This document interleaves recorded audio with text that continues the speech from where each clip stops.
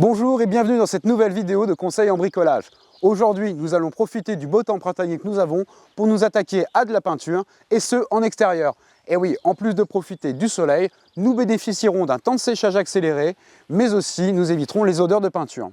Qu'allons-nous peindre en extérieur, me direz-vous? Eh bien aujourd'hui, j'ai prévu de vous montrer comment repeindre vos fenêtres et vos portes-fenêtres. Pour nous, ce sera une porte-fenêtre que j'ai montée sur tréteau. Et plus particulièrement, nous nous attacherons à voir comment protéger vos vitres et vos carreaux des éclaboussures ou des coulures de peinture que l'on peut avoir pendant ce genre de travaux. Alors, il existe différents types d'adhésifs de masquage. Je vous en ai déjà présenté plusieurs dans différentes vidéos, du tracé courbe, du tracé droit, mais il y en a un que je ne vous ai pas encore montré, c'est celui-ci, l'adhésif de masquage spécial pour vitres qui résiste aux UV et aux intempéries. Facile à reconnaître puisqu'il est bleu, mais sinon il se comporte exactement de la même façon que des adhésifs de masquage traditionnels et en plus très pratique, il se déchire à la main. Poser de l'adhésif de masquage spécial vitre, c'est plutôt simple, mais pour bien faire les choses, il y a 2 ou 3 petits conseils de bricoleur que je pense pouvoir vous donner.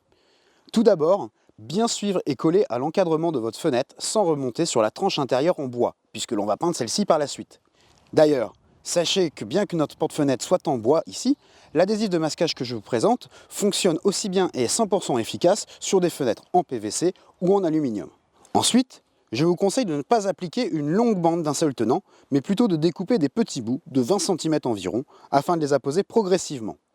En faisant ainsi, le travail est peut-être un peu plus minutieux, mais on évite de gâcher une longue bande d'adhésif qui ne serait pas collée droite et qui donc ne serait pas en contact avec le cadre de la fenêtre. Enfin, pensez particulièrement à bien croiser vos bandes d'adhésif dans les coins. N'hésitez pas à les superposer, car ce sont dans les angles que les gouttes et les coulures de peinture se forment en général. De plus, vous allez pouvoir laisser votre adhésif de masquage en place à l'intérieur comme à l'extérieur jusqu'à 4 semaines maximum. Et ce, sans que vous constatiez des traces ou des résidus de colle lorsque vous le retirerez. Et ça, c'est vraiment appréciable. Fini de frotter, de gratter ou de nettoyer, à condition de respecter ce délai de 4 semaines donc, c'est très important. Alors puisqu'il est spécialement adapté pour les vitres, notre produit de masquage a aussi d'autres particularités et avantages et c'est là que ça devient intéressant et pratique. En effet, cet adhésif est aussi résistant aux UV. D'habitude, avec des masquages dits classiques, l'action du soleil peut détériorer la capacité d'adhésion. Et bien là, aucun problème. Notre adhésif est totalement efficace et il adhère parfaitement à toute surface vitrée, y compris celle d'une fenêtre qui aurait chauffé suite à une longue exposition au soleil. Et voilà, le travail est terminé. Nous avons donc attendu que la peinture sèche afin d'enlever nos bandes d'adhésif de masquage et le résultat est parfait, c'est-à-dire propre et sans bavure. Comme quoi ça valait bien le coup que l'on s'applique un petit peu.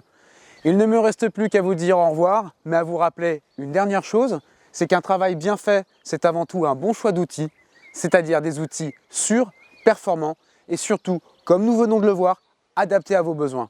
À bientôt.